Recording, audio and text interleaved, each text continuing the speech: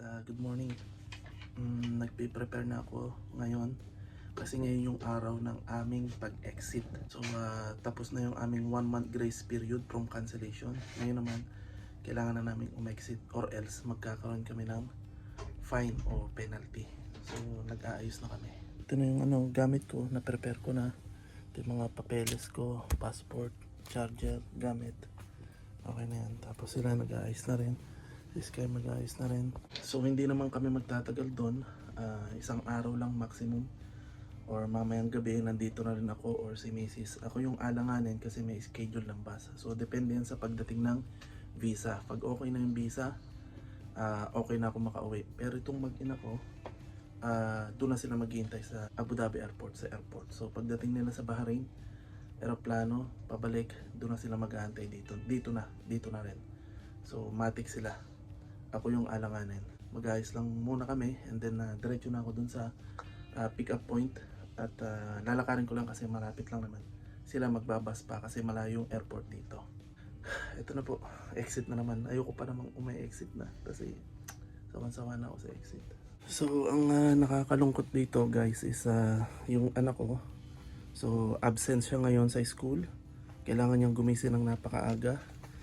At ayan, mapapagod siya sa biyahe pag-exit. Pero ano magagawa ko?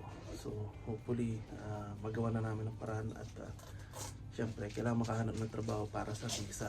Kasi yun lang naman ang problema dito sa bansang to eh. Yung visa kasi ang citizenship mo. Kapag expired na yung visa mo, kailangan mo mag-renew ng mag-renew. Kailangan ka magbayad na magbayad. So yun ang magiging problema. Una na ako sa kanila, mag-i-start na ako kasi maglalakad pa ako. Sila naman kailangan maaga kasi hindi nila alam yung daan ng bus papuntang airport. Okay. So una na ako guys sa kanila. Okay, nandito na ako sa labas. Ang isa pang masaklap nito, wala kaming baon, konti lang kasi wala nga kaming pera. So binigyan ko ng asawa ko ng 100. Ako naman merong 70 dirham dito. So sana magkasya. At hopefully mamaya makauwi rin kami lahat. Medyo makapal na ang fog ngayon kasi nagpapalit na from taglamig to tag-init. So tapos na yung taglamig, tag-init naman ang susunod. Kaya medyo makapal yung fog sa umaga. Okay guys, nandito na ako sa pick up point. Masyado akong maaga, wala pang katao-tao. 30 minutes akong maaga yung sa oras ng pick up. So maghihintay na lang ako dito ng 30 minutes. 3:30 ang nakalagay dun sa ticket. So 3:30 kailangan nandito na. 2:30 pa lang. Pero 4:30 pa yung alis nakalagay sa ticket. So masyado akong maaga. Maghihintay na lang ako. Ayan, kita nyo naman madilim pa. Alas 3 pa lang ng madaling araw dito. Alas 3 pa lang ng madaling araw ng Lunes ngayon. Inaalala ko yung aking mag-ina. Sana maging okay sila, maging smooth. Kasi sa eroplano sila eh. Ako sa bus. Kasi mas mura sa bus. Kaso yung visa nila naka-sponsor sa akin. So pag na-cancel yung visa ko, cancel din yung visa nila. At pag galing sa visa ko, sa sponsorship ko, eroplano lang sila pwedeng umexit. Ako, pwede ako sa bus. Although mas mura kapag bus, mas mahal kapag sa eroplano. Pero wala akong magagawa. Kailangan namin magtipid. Okay, ito na yung bus namin. Papuntang Oman. Kami na naman papalit. Kami naman yung papalit papuntang Oman. Ito yung mga pasaherong galing Oman naman. Mga lumabas na yung visa. Bus namin papuntang Oman. So may sakay pala siya galing Oman. Mga lumabas na yung visa. Tapos kami naman yung papalit. Kami naman yung papuntang Oman ito. Nandito na yung mga kasama ko. Puro kabayan din yung kasama ko, madam. Mga kabayan din yung kasama ko. May mga ibang lahi din. Kukunti yung kabayan kaysa sa ibang lahi. Mas marami ba sila ngayon? Oo, mas marami ibang lahi. Kaysa sa atin? Okay. Group din ba ang gobyerno nila? So hopefully lumabas na kagad yung visa ko para makabalik kagad ako. Si ate wala pang Oman visa. Nagka-problema siya. Patay tayo dyan. Ayun na. Okay, nandito na kami sa bus. At unfortunately, isang kabayan hindi nakatuloy kasi walang Oman visa. So kawawa naman Pwede si pala ate. yun, bibili ka na, isyuhan ka na ng ticket. Kausap natin kanina. Ang aga pa naman niya, pero wala siyang Oman visa. So marire-book siya.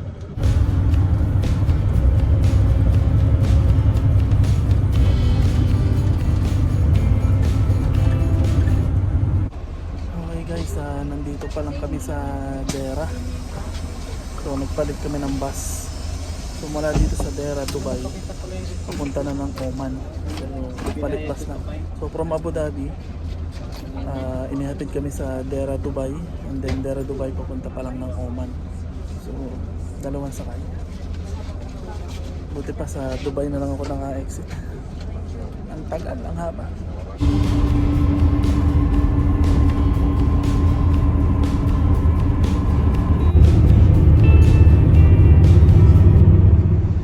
Okay, kararating lang namin sa border at natataka na yung passport ko ng exit stamp at naghihintay na lang kami.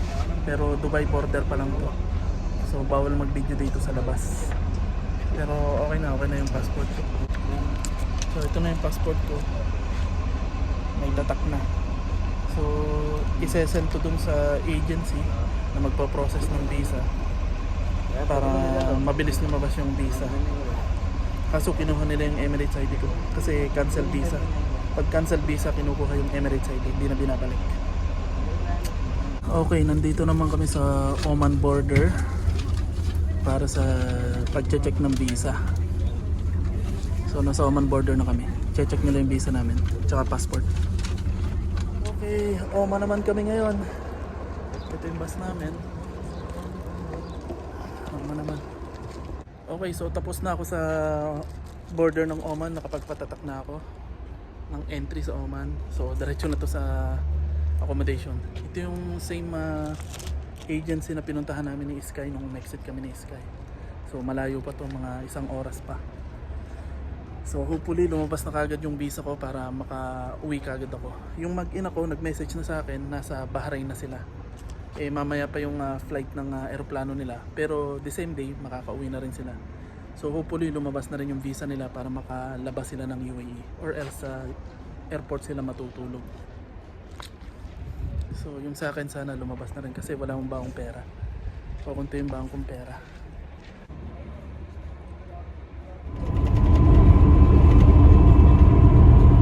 Okay, nandito na kami sa accommodation sa Oman.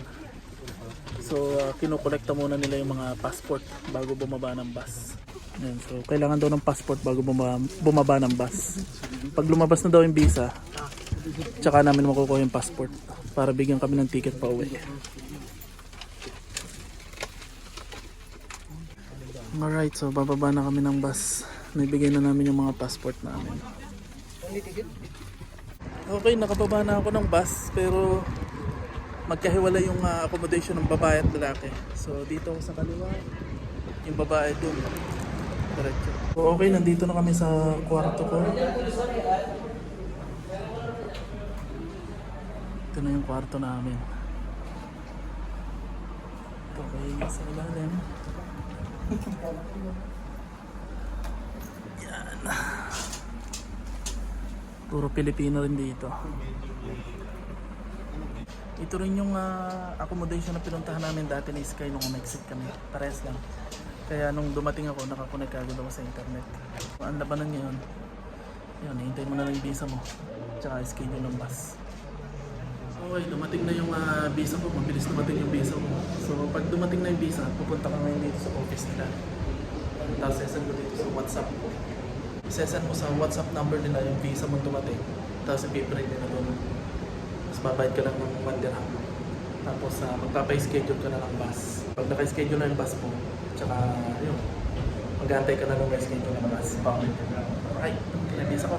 Pinang mamaya 8 PM. Pero Dubai ako mag-drop kasi walang biyahe ng Abu Dhabi. Bukas pa. So ito din yung in-exita namin ni Sky dati. Yung kasama ko si Sky. Walang pinagbago. Medyo konti lang sa itsura pero yun pa rin. So iniintay ko na lang yung schedule ng bus pa Dubai.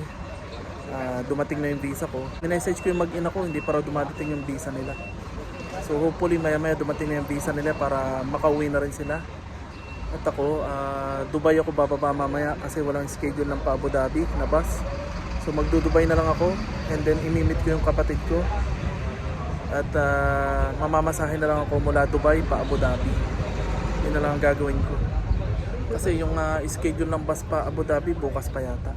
Yun, sayang kasi yung oras at saka araw. Kaya kukunin ko na yung schedule sa Dubai. Namasahin na lang ako Dubai pa Abu Dhabi. So yun pa rin yung accommodation dito ng pinagbago. So pagpasok mo dito may wifi na dito. So pwede kang makakonect sa wifi dito.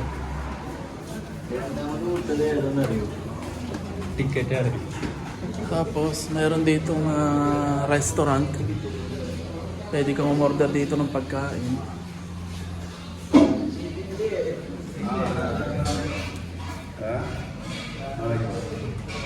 Tapos kami ni Sky dati, dito kami sa taas, sa first floor.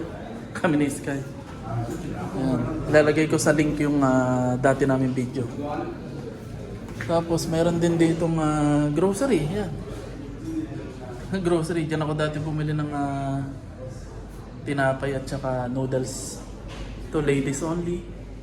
Diyan kami naligo ni Sky dati. Ladies only dito. Tapos dito may restaurant din pero parang tinanggal na nila. May kainan din dito eh. Kumakain kami ni Sky dito eh. Tumatambay kami ni Sky dito sa upuan na to. Tapos dito ako nagcha-charge. Tapos to, ayan, kainan nga. Pero wala na yung restaurant. Tapos ito yung opisina nila. Ayan, nandyan yung mga wifi. Tapos dyan mo kukunin yung visa mo at saka schedule sa bus. Ayan lang. Dito kami madalas tumambay ni Sky dati. Kung natatandaan nyo. Ilalagay ko yung link ng video namin ni Sky dito dati. So dito sa mahabang upuan na to. Dito lagi naglalaro si Sky. Habang naghihintay ng visa tsaka schedule ng bus. Pauwi. Ay, kamusta na kaya yung dalawang mag-ina sa Bahrain? Sabay-sabay kami nag-exit. Pero sila sa Bahrain, aeroplano. Ako sa bus, Oman. So hopefully maging okay na lahat. So maghihintay na lang ako ng schedule ng bus pa uwi.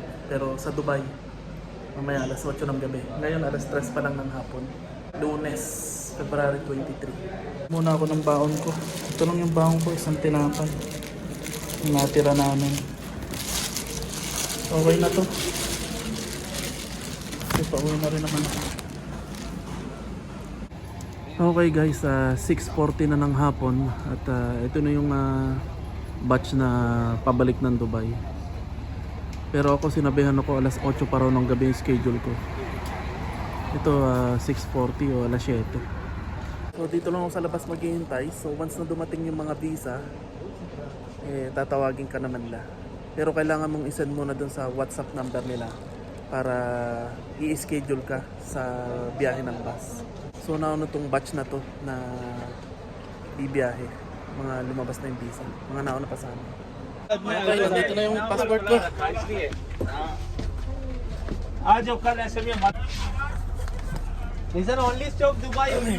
Okay, nandito na ako sa bus. Pauwi ng Dubai. Ito na yung passport ko.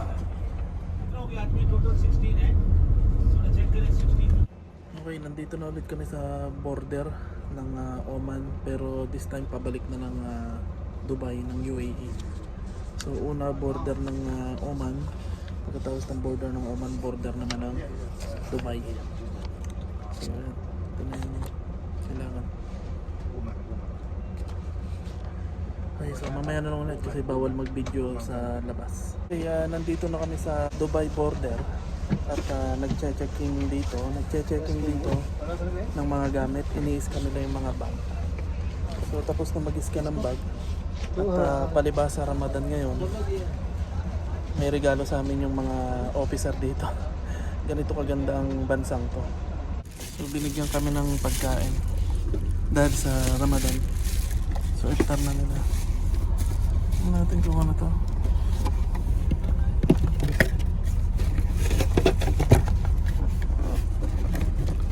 biryani. O diba, napadaan ka lang, may pagkain ka pa.